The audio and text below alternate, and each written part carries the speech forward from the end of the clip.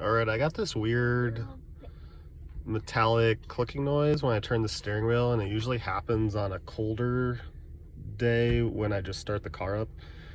And I'm in a parking lot here, and if anybody could tell me what the sound is coming from, I'd appreciate it.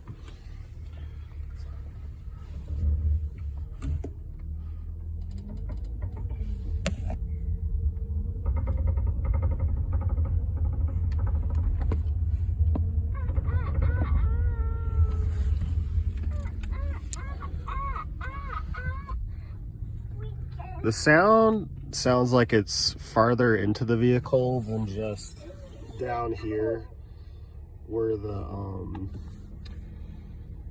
forget the exact terminology, but basically where the steering rod goes down. It sounds like it's more farther up here somewhere is where I'm catching the noise. But if anybody could tell me what that noise is, I'd really appreciate it. Thank you.